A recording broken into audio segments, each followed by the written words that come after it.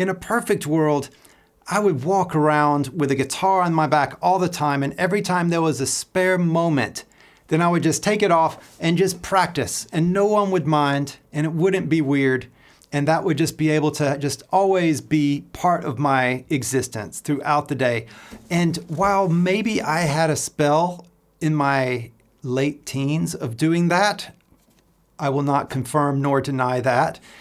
I don't do that now. I don't walk around with a guitar on my back and play at every instance in the grocery store line or sitting in traffic. But it would be nice if we could get some practicing done in those moments.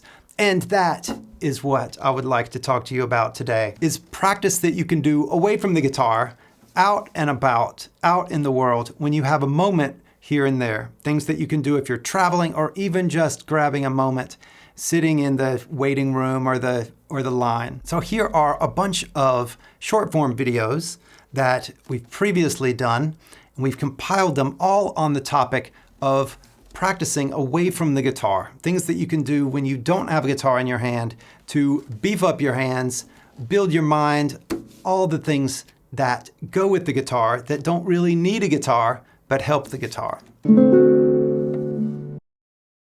If you're looking for something new in your practice, something new to play, well, I invite you to download this book. It's 30 easy-ish, very fun, very charismatic pieces of music to play. It's got notation and tabs. So regardless of where you're at with your reading music, then you can play them and enjoy them. There are listen links so you can hear them before you dive into them. So find the link below and grab that. And here we have a whole bunch of tips for you on practicing away from the guitar.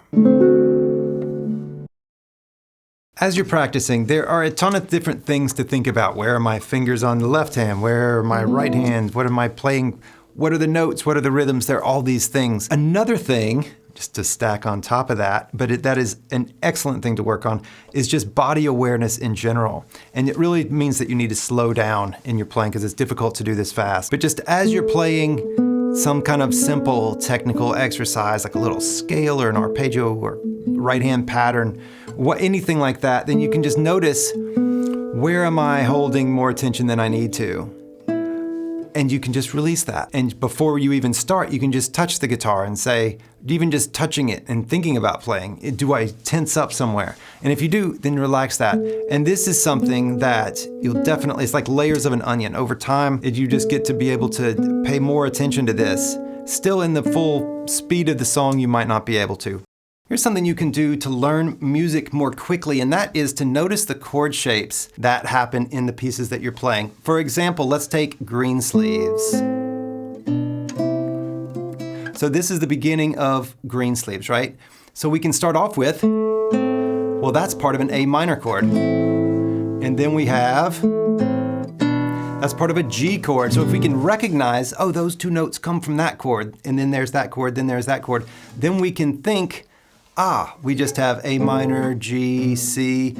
It helps you to remember your pieces more easily. So if you do this and you get into the habit of this, it's amazing how much faster you can learn music when you're noticing the chords in it. We spend a lot of time on this in the Woodshed program, and students love it because you can learn pieces so much faster if you just notice your chords. Here are some stretches for you for before you practice. You're just sitting down.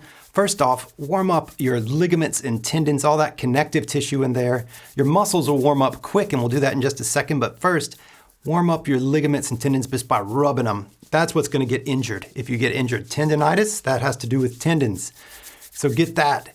This is one of my favorites. Here's another great one right there.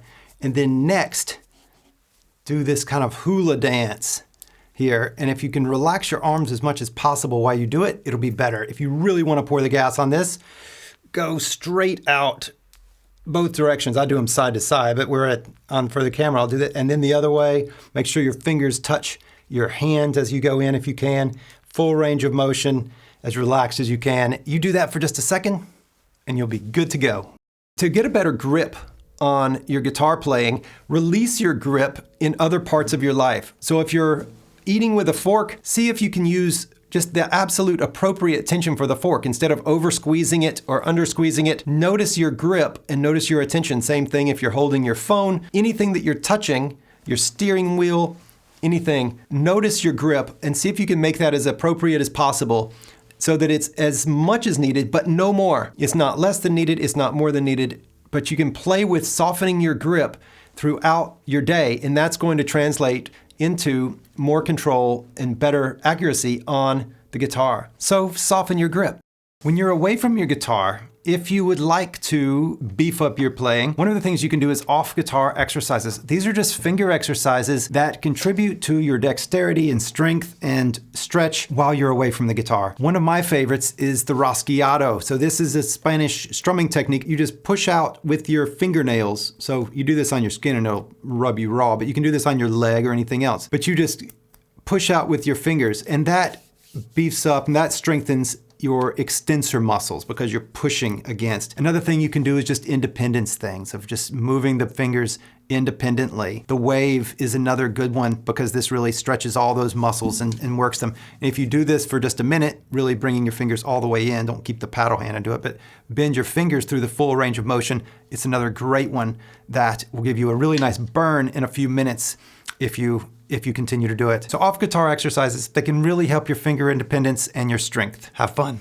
When we're playing pieces of music, one of the things that makes a piece of music really good is the details. So the way that one note connects to the next, how we get louder or softer or slow down or speed up, all these little details really make up the beauty of the piece. However, most of the time we're not practicing the guitar. And so what we can do then is notice the small details in our lives all around us. The sounds, what exactly are the sounds that I'm hearing? Well, I hear a jackhammer over there, but I also hear a bird over there, and then there's a cricket over there. Whatever it happens to be with the sounds, we can actually notice these small details. Whenever we're looking at things, we can notice the lichens on the rock or the rust on the pole or anything that we see, we can really just zero in and notice the small details. As we train ourselves to notice more small details, we'll notice them more in our practice and be able to work on them, and we'll enjoy music more, we'll enjoy other people's music more because we'll notice the details and we'll end up playing better.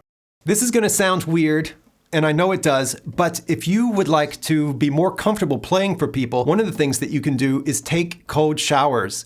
And when you're in the cold shower, it is mimicking the feeling of anxiety. Your breathing constricts, your blood pressure is up, you're tense. All of this happens, and that also is what happens when you get nervous in front of people. So turn on the cold shower and try to act like everything is absolutely fine. Move your body freely without tensing up. Try to breathe regularly, relax your face and your eyes, and just stand there in the cold shower and just be cool with it. And that will train your body to be okay under those circumstances. You'll just get used to being in those circumstances, and you will be less nervous playing for people. Here's a tip for watching people play on YouTube. This comes from Michael Gelb. He's a great guy. He's a great writer, very smart fellow. And he says the first run through, watch it twice. At first, just be open and receptive. Just notice what you notice. Don't be in Mr. Critic or Ms. Critic mode. Just open yourself and just let whatever come in, come in. Be completely open and receptive. This is a great thing too if it's not typically your first preference of the style of music. And then go back through and start listening and be more focused and analytical. So then the things that you notice from your open receptive state, then start asking analytical questions. Start thinking about, well, what's their technique and how are they using sound and what is their volume like? And really start getting in and become the scientist. Put on your Sherlock Holmes hat and start doing that work. But if you do both, you're more likely to notice more and learn more from the viewing, especially if it's music that you normally wouldn't really listen to.